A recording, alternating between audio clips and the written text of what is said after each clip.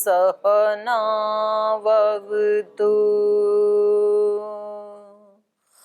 सहनौ भुनक्तु सह वीर्यं करवावहै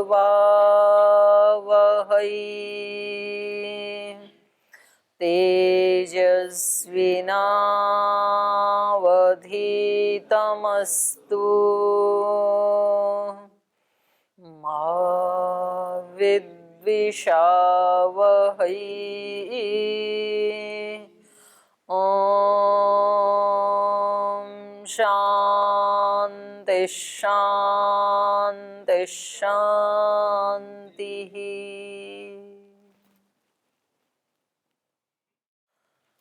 न्याय दर्शन के प्रथम अध्याय के द्वितीय आह्निक में हम समापन की ओर बढ़ रहे हैं।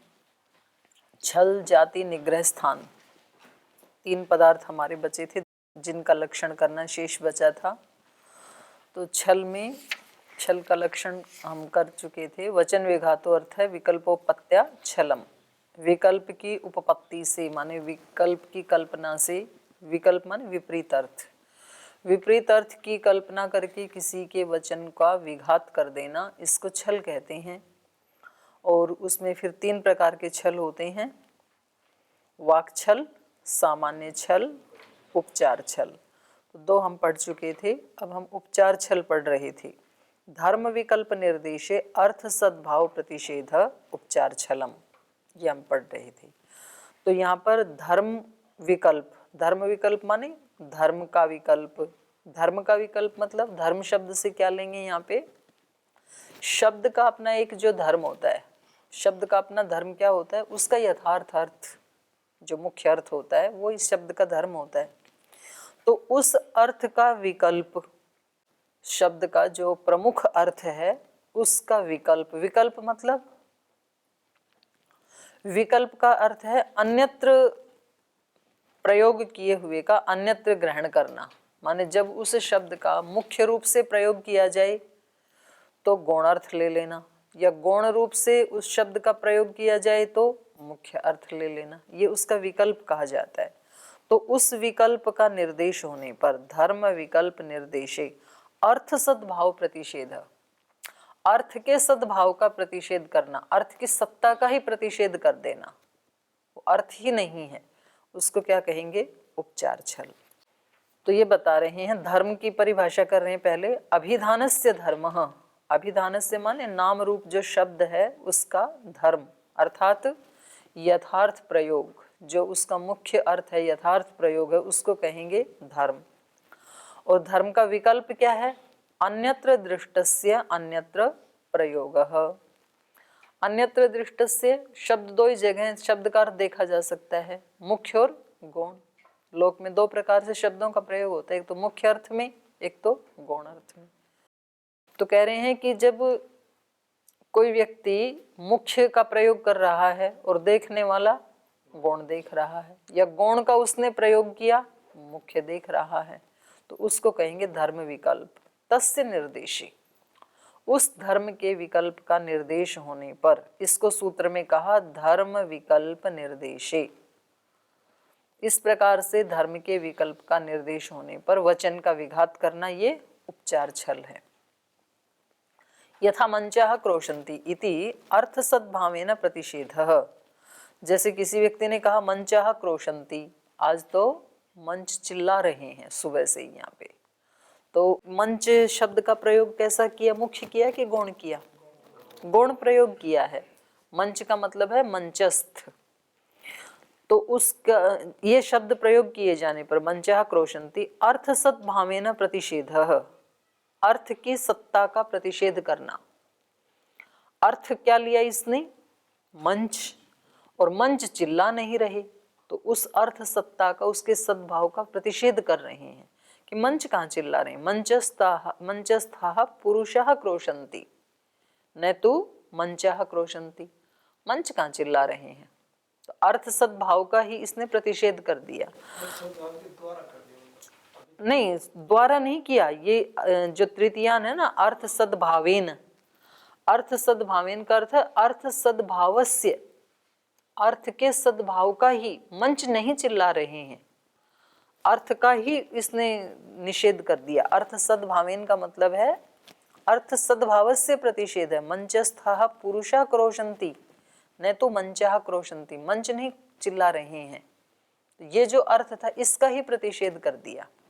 का पुनः अत्र अर्थ विकल्पोपपत्ति, अर्थ के विकल्प की उपपत्ति क्या हो रही, क्योंकि सूत्र में क्या कहा था, धर्म विकल्प के निर्देश होने पर, और धर्म निर्देश क्या बताया था, अन्यत्र दृष्टस्य अन्यत्र प्रयोग है। तो कह रहे हैं यहाँ अर्थ विकल्प की उपपत्ति क्या है, तो कहा अन्यथा प्रयुक्तस्य अन्यथा अर्थ कल्पनम, जो गौण रूप में अन्यथा प्रयुक्तस्य गौणेन प्रयुक्तस्य, जो गौण रूप से प्रयोग किया था उसका अन्यथा अर्थ कल्पनम, उसी को खोल रहे हैं, भक्त्या प्रयोगे प्राधान्येन कल्पनम, जो गौण रूप से प्रयोग किया था मंच शब्द का उसको प्रधान रूप से कल्पना करके उपचार विषयम छलम, माने एक तरह से मंचस्थ का मंच में उपचार किया गया था। जैसे हम आत्माओं में अंतःकरण के धर्मों का उपचार कर दिया जाता है कि ये सात्विक आत्मा है, ये दुष्ट आत्मा है, ये धर्मात्मा है, तो ये उपचार किया जा रहा है ना गौण रूप से। आत्मा तो आत्मा ही होता है, उसमें तो कुछ ऐसे गुण होते नहीं। तो ऐसे ही यहाँ पर भी जो मंचस्थ पुरुष थे उनका मंच शब्द में उपचार किया जा रहा है। तो कल्प ये जो इन्होंने गौण प्रयोग किया था, भक्त्या प्रयोगे प्राधान्येन कल्पनम, उपचार विषयम, उपचार विषय को लेकर के प्रधान अर्थ की कल्पना करके और उसके वचन का उपघात किया जा रहा है, इसलिए इस छल को कहा उपचार छलम। उपचार को उपचार मतलब क्या, उपचारो नीतार्थः, उपचार कहते हैं जो नीत अर्थ होता है, माने जो उसका मुख्य अर्थ नहीं होता है, उधार लिया गया अर्थ। और ये कैसे हो जाता है, सहचरण आदि निमित्तेन, सहचरण आदि निमित्त जो आगे बताएंगे उन निमित्तों से, मतलब जो जिसके सानिध्य में रहता है उस निमित्त से, क्योंकि यहाँ पर मंचस्थ पुरुष हैं वो मंच के सानिध्य में हैं, तो इसलिए सहचरण आदि निमित्तेन अतद्भावे तद्वत् अभिधानम उपचार, अतद्भाव में तद्वत् का अभिधान करना, ये इसको उपचार कहते हैं। जैसे मैंने अभी आत्मा का दिया उदाहरण, तो इसी प्रकार से यद्यपि अतद्भाव क्या है यहाँ पर, मंचः क्रोशन्ति में मंच तो नहीं चिल्ला रहे हैं, तो इसलिए अतद्भावे तद्वत् अभिधानम, अतद्भाव में तद्वत् अभिधान करना। तो यहाँ पर इन्होंने प्रयोग किया था गौण का, गौण को गौण रूप में ना लेकर के मुख्य रूप में अभिधान करना, ये उपचार। अतद्भावे तद्वत् अभिधानम उपचार इति, से उल्टा हो गया, अतद्भावे जो वैसा नहीं है, अर्थात मंचस्थ जो पुरुष हैं उसमें मंच का प्रयोग करना, तो ये क्या हो गया अतद्भाव, और उसमें तद्वत् अभिधान करना, पुरुषवत अभिधान करना, ये हो गया उपचार। तो इस उपचार को लेकर के जो छल कर रहा है, ऐसे छल को कहा जाएगा उपचार छल। ऐसा किसी व्यक्ति ने खंडन तो कर दिया, मंच कहाँ चिल्ला रहे हैं, मंचस्थ पुरुष चिल्ला रहे हैं, तो अत्र समाधि, अब उसका समाधान दे रहे हैं। ऐसा कोई व्यक्ति हमारे साथ छल करे तो समाधान कैसे करना चाहिए। प्रसिद्धा प्रसिद्धे प्रयोगे वक्तु अभिप्रायम शब्दार्थयो अभ्यनुज्य प्रतिषेधो वा न छंदतः। कह रहे हैं प्रसिद्ध और अप्रसिद्ध का प्रयोग होने पर, शब्दों का प्रयोग दो प्रकार से होता है, एक प्रसिद्ध अर्थ में, एक अप्रसिद्ध अर्थ में। एक तो मुख्य अर्थ में शब्द का प्रयोग होता है, एक तो गौण अर्थ में होता है। हम बोलते हैं कि रिक्शा वाले को बुलाओ, तो ये तो हो गया मुख्य अर्थ, और हम कहीं इस रिक्शा को बुलाओ तो ये हो गया गौण अर्थ। रिक्शा मतलब रिक्शा वाले को बुलाओ, तो समझने वाले समझ जाते हैं कि हम कह क्या रहे हैं। तो ये कह रहे हैं प्रसिद्धा प्रसिद्ध प्रयोगे, लोक में प्रसिद्ध या अप्रसिद्ध, मुख्य या गौण शब्द का प्रयोग होने पर वक्तुहु यथा अभिप्रायम, वक्ता का जैसा अभिप्राय है, शब्द वैसे ही शब्दार्थयो, शब्द और अर्थ को जानने में अभ्यनुज्ञा प्रतिषेध होगा, वैसे ही उसकी अभ्यनुज्ञा की जाती है या तो प्रतिषेध किया जाता है। माने वक्ता के अभिप्राय के अनुसार शब्द या अर्थ की स्वीकृति या खंडन किया जाता है, न छंदत है, स्वतंत्र रूप से खंडन नहीं किया जाता। मतलब जो वक्ता कह ही नहीं रहा है तो उसका खंडन भी नहीं होता। जब हम कहते हैं किसी रिक्शा वाले को कि रिक्शा जरा इधर आना, तो चुपचाप आ जाता है, क्योंकि उसने वक्ता के अभिप्राय को समझ लिया। उसने क्या समझा कि वक्ता ने बोला है रिक्शा वाला, तो वो व्यक्ति आ जाता है। वो ये नहीं कहता है कि आपने रिक्शा को बुलाया था तो ये रिक्शा चल के जाए, मैं क्यों आऊं, ऐसा तो नहीं करता है वो, क्योंकि वो वक्ता के अभिप्राय को समझ जाता है। प्रधान भूतस्य शब्दस्य भाक्तस्य च गुणभूतस्य प्रयोगः उभयोः लोक सिद्धः। कह रहे हैं प्रधान भूत जो शब्द का अर्थ है उसको भी, और भाक्तस्य, भाक्तस्य माने गुणभूतस्य जो गौण प्रयोग है उसको भी, उभयोर लोक सिद्धः, दोनों की ही लोक में सिद्धि है, समझते हैं लोक में दोनों का प्रयोग किया जाता है।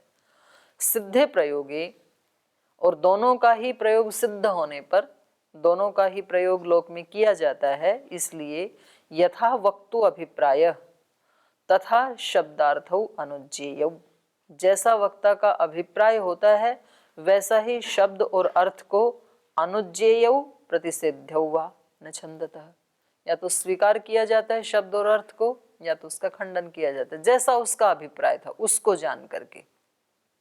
यदि वक्ता प्रधान शब्दम प्रयुंक्ते, यदि वक्ता प्रधान शब्द का प्रयोग करता है, यथा भूतस्य अभ्यनुज्ञा प्रतिषेधो वा न छंदतः, तो कह रहे हैं वैसे ही प्रधान शब्द का ही या तो स्वीकृति की जाती है या तो खंडन किया जाता है। जैसा उसने प्रयोग किया था, यदि उसने प्रधान शब्द को लेकर प्रयोग किया था तो उस प्रधान शब्द को लेकर के ही जो रिस्पॉन्स देने वाला है वो या तो उसको स्वीकार करेगा या खंडन करेगा, न छंदतः। अपनी तरफ से ये नहीं कि वो प्रयोग कुछ भी करे और हम कुछ भी खंडन या स्वीकार कर लें, ऐसा नहीं होता है। उसके अभिप्राय को समझ करके ही या तो उसका खंडन करते हैं या तो उसको स्वीकार करते हैं। अतः गुणभूतम, और यदि वो गौण शब्द का प्रयोग कर रहा है, तदा गुणभूतस्य, यत्र तु वक्ता गुणभूतम शब्दम प्रयुंक्ते, जहां वक्ता गौण शब्द का प्रयोग करता है तो प्रधान भूतम अभिप्रेत्य परः प्रतिषेधति, जहां जिस स्थिति में, यत्र तु जहां वक्ता गुणभूतम शब्दम प्रयुंक्ते, गौण रूप से किसी शब्द का प्रयोग किए जाने पर प्रधान भूतम अभिप्रेत्य, उसको प्रधान अर्थ में जान करके, प्रधान अर्थ में लेकर के परः प्रतिषेधति, दूसरे का खंडन करता है, जैसे कि यहाँ कर रहा है ये छलवादी। तो कह रहे हैं स्वमनीषया प्रतिषेधो असौ भवति, तो ये प्रतिषेध उसकी अपनी बुद्धि के अनुसार किया जा रहा है, न परोपालंभ इति, ये दूसरे का खंडन नहीं किया जा रहा, बल्कि उसकी अपनी बुद्धि का वो दिवालियापन दिखा रहा है। जब हम किसी व्यक्ति के अभिप्राय को समझ भी रहे होते हैं कि भाई ये यहाँ पर प्रधान शब्द का प्रयोग कर रहा है या गौण शब्द का प्रयोग कर रहा है, और हम उससे अन्यथा अर्थ लेकर के छल का प्रयोग करके जब उसका खंडन करते हैं, तो हम वास्तव में उस व्यक्ति का खंडन नहीं कर रहे होते हैं, बल्कि अपनी ही मनीषा का दिवालियापन दिखा रहे होते हैं। क्योंकि दूसरा व्यक्ति ये भी तो पूछ सकता है ना कि भाई आपने ये अर्थ कैसे लिया, क्योंकि इसका तो कोई प्रसंग ही नहीं था। क्योंकि विशेष अर्थ लेने के लिए विशेष हेतु होना चाहिए, तो आपने ये अर्थ क्यों लिया? मंच का अर्थ आपने मंचस्थ, या मंच का अर्थ आपने केवल ये जड़ स्टेज, ऐसा अर्थ क्यों लिया? ऐसा तो हमने कहा ही नहीं था, हमने तो गौण प्रयोग किया था, तो आपने प्रधान अर्थ लेकर के खंडन क्यों किया? तो जब जब भी हम लोक में जानबूझ करके छल का प्रयोग करके जब हम किसी का खंडन करते हैं, तो एक तरह से वो अपनी ही हीनता को दिखाना होता है। तो इसलिए व्यक्ति को कभी भी किसी के साथ छल का प्रयोग नहीं करना चाहिए, क्योंकि उसका दूसरे का खंडन तो नहीं होगा, पर अपना छलवादीपना सामने आ जाएगा सबके, ये छलवादी है ये व्यक्ति। जब हम किसी के दोष देखते हैं तो चलो दूसरे में तो वो दोष हैं या नहीं है वो एक अलग बात है, लेकिन हमारा तो परिचय मिल ही रहा है ना कि हमारी दृष्टि कैसी है, दोष देखने वाली। तो हमारा तो पता लग ही रहा है वो व्यक्ति दोषी है या नहीं, ये तो पता नहीं लग रहा है।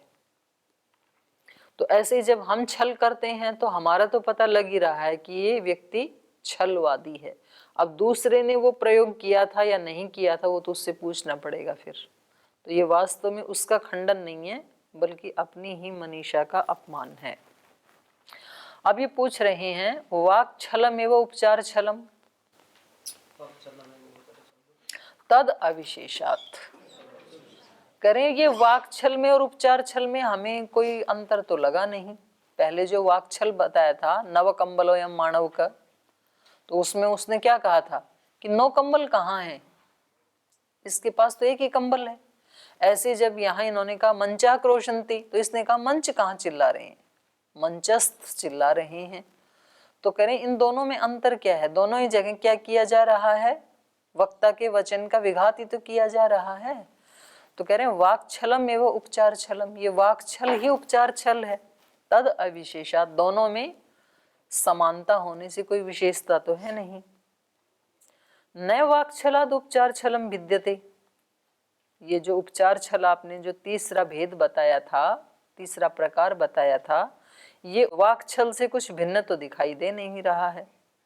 तस्यपि अर्थांतर कल्पनाया अविशेषात, क्योंकि वहां पर जो वाक छल था वहां पर भी क्या किया था छलवादी ने, अर्थांतर की कल्पना करके वक्ता का के अभिप्राय का उसके वचन का विघात किया था जब उसने नव कंबलो बोला था। तो यहाँ पर भी ऐसे ही हुआ है।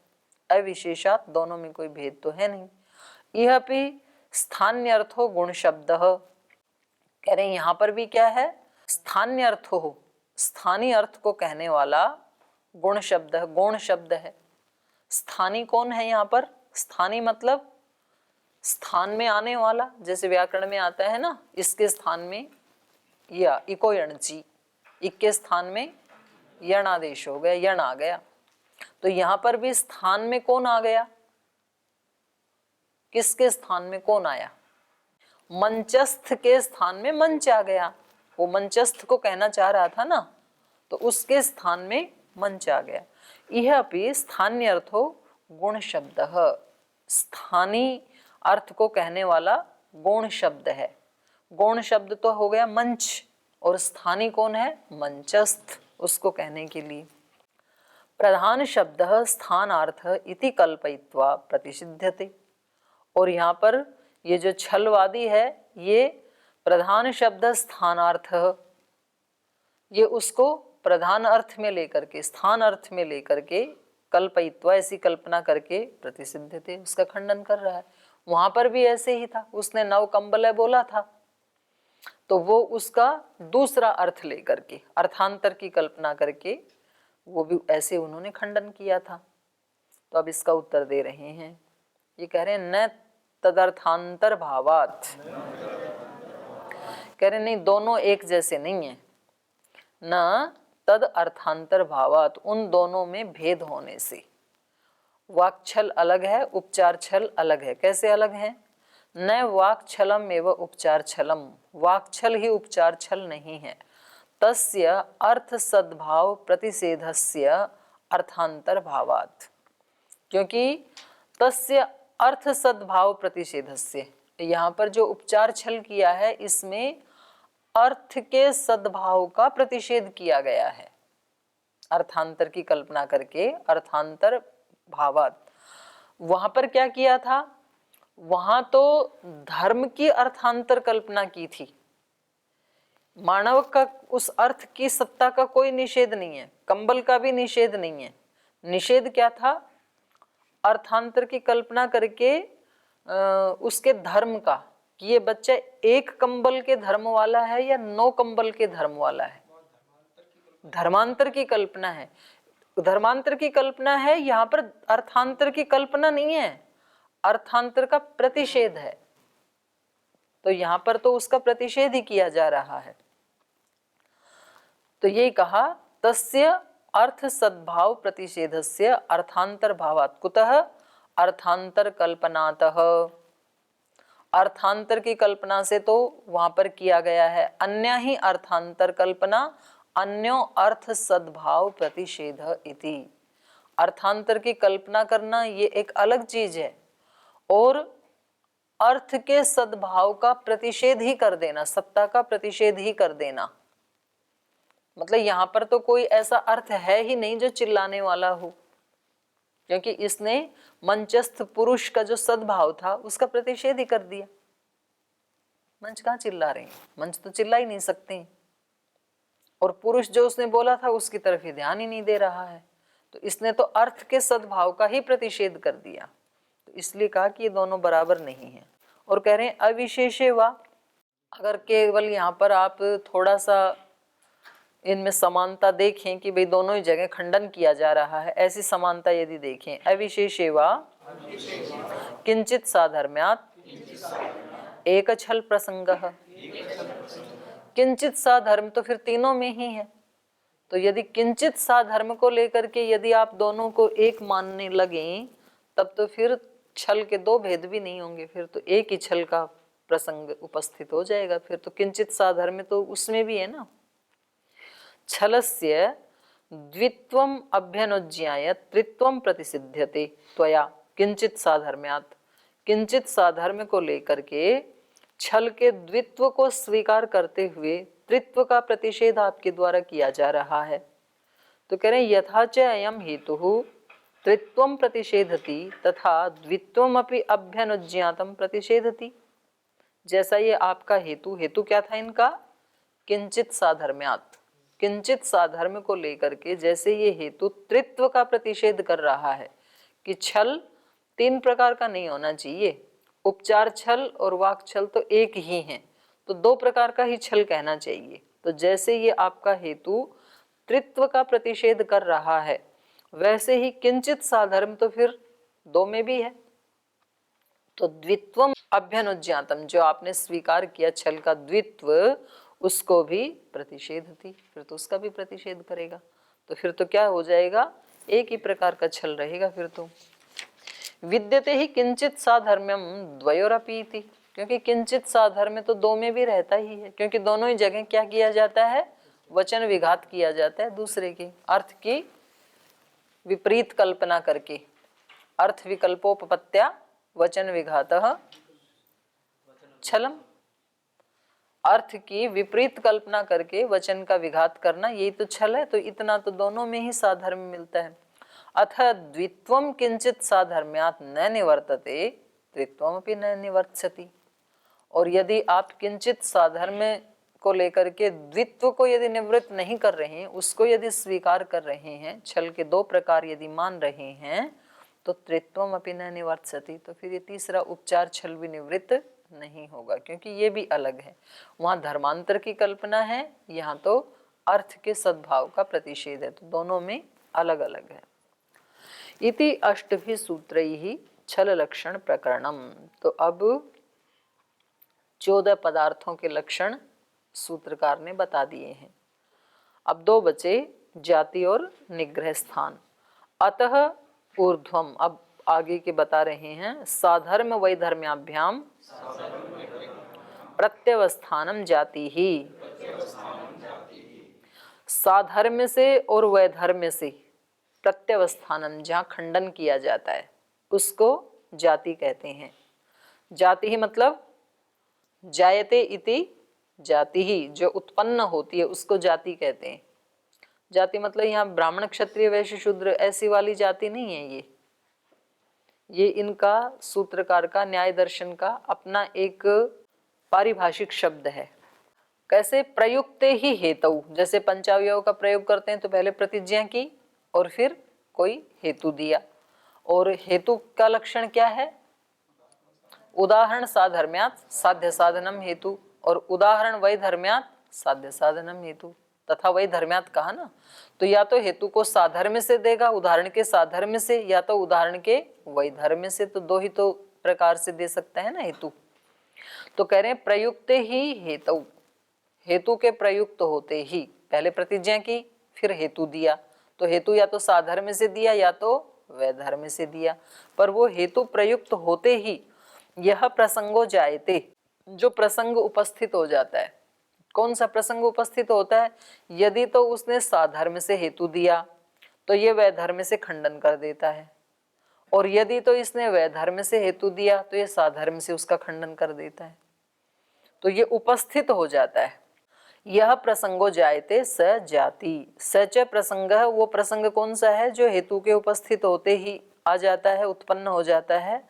सच प्रसंग साधर्म्य वैधर्म्याभ्याम प्रत्यवस्थानम, वो प्रसंग ये है या तो साधर्म्य से या तो वैधर्म्य से प्रत्यवस्थानम, खंडन करना, उपालंभ निराकरण करना, प्रतिषेध उसका प्रतिषेध करना, इसको जाति कहते हैं। उदाहरण साधर्म्यात् साध्य साधनम हेतु इति अस्य उदाहरण वैधर्मेण प्रत्यवस्थानम, जब ये व्यक्ति उदाहरण के साधर्म्य से साध्य के साधन के रूप में हेतु देता है तो ये जो खंडन करने वाला है ये वैधर्म्य से उसका खंडन कर देता है। और उदाहरण वैधर्म्यात् साध्य साधनम हेतु, उदाहरण के वैधर्म्य से साध्य का साधन हेतु इस रूप में जब प्रस्तुत करता है तो ये जातिवादी अस्य उदाहरण वैधर्मेण प्रत्यवस्थानम, तो वैधर्म्य से खंडन कर देता है। प्रत्यनीक भावात जायमानो अर्थो जाति रीति, भाष्यकार जाति की अलग से परिभाषा कर रहे हैं। प्रत्यनीक भावात, विरोधी भाव से माने विरुद्ध रूप से, जायमानो अर्थ उत्पन्न होने वाला जो अर्थ है उसको कहते हैं जाति। ये इसमें ऐसे कहा उदाहरण साधर्म्यात् साध्य साधन हेतु, इससे उदाहरण वैधर्म्य साधर्म्य, ऐसा हेतु वैधर्म्य से उसका खंडन करेगा। आगे में साधर्म्य कहाँ? उदाहरण वैधर्म्यात् साध्य साधन हेतु, इससे उदाहरण साधर्म्य प्रत्यवस्थान। नहीं, वैधर्म्य से जब देगा इतिहास से उदाहरण, हाँ ये ठीक कर लो इसको, ठीक है, वैधर्मेण की जगह साधर्मेण कर लो, उदाहरण साधर्मेण प्रत्यवस्थानम। ठीक है, तो अब लास्ट का बच गया निग्रह स्थान। विप्रतिपत्ति अप्रतिपत्तिश्च निग्रह स्थानम। विप्रतिपत्ति माने होता है विपरीत प्रतिपत्ति, और अप्रतिपत्ति मतलब अज्ञान, न जानना, तो इसको निग्रह स्थान कहते हैं। निग्रह स्थान मतलब पराजय का स्थान, पराजित हो जाना, उसको निग्रह स्थान कहते हैं। तो कहा विपरीता व कुत्सिता व प्रतिपत्ति ही विप्रतिपत्ति। विप्रतिपत्ति को खोला। विप्रतिपत्ति क्या है? विपरीता प्रतिपत्ति माने विरुद्ध अर्थ को समझना, या कुत्सिता प्रतिपत्ति निंदनीय अर्थ को समझना, उसको कहेंगे विप्रतिपत्ति। विप्रतिपद्यमानः पराजयं प्राप्नोति, और जो विप्रतिपत्ति को प्राप्त होता है वो पराजय को प्राप्त करेगा। कितनी अच्छी लाइन है। माने या तो कोई विपरीत चीज को जानेगा या तो उसके स्थान में निंदित को जानेगा तो वो तो पराजित होगा। जैसा किसी वक्ता ने कहा, उसको उस अर्थ में नहीं जानना, उससे विपरीत जानना। जैसे वेदों में हमारे को क्या कहा भगवान ने कि संसार और संसार के विषय तो अनित्य हैं, और सत्य और धर्म या ईश्वर ब्रह्म ये सत्य है। अब हमने उसको विपरीत अर्थ में जान लिया, हमने शरीर और शरीर के विषयों को तो नित्य जान लिया, तो ये क्या हो गई? विप्रतिपत्ति, विपरीत प्रतिपत्ति होगी ना, तो पराजय को तो प्राप्त होंगे ही। फिर जो शरीर का प्रयोजन था वो तो पूरा होगा नहीं, तो निग्रह स्थान में चले जाएंगे हम। निग्रह स्थानम खलु पराजय प्राप्ति। निग्रह स्थान का मतलब क्या है? पराजय की प्राप्ति होना। अप्रतिपत्तिस्तु, ये तो हुआ विप्रतिपत्ति। अप्रतिपत्ति किसको कहते हैं? अप्रतिपत्तिस्तु आरंभ विषये अपि अप्रारंभः। अप्रतिपत्ति उसको कहते हैं कि विषय प्रारंभ हो गया, किसी ने प्रतिज्ञा की, हेतु दिया, और उसको ध्यान में न रखते हुए अगले ने अपना पक्ष या हेतु दिया ही नहीं, चुप रह गया, तो इसको कहेंगे अप्रतिपत्ति। तो ये समय हो गया, तो आज यहीं विराम लेते हैं।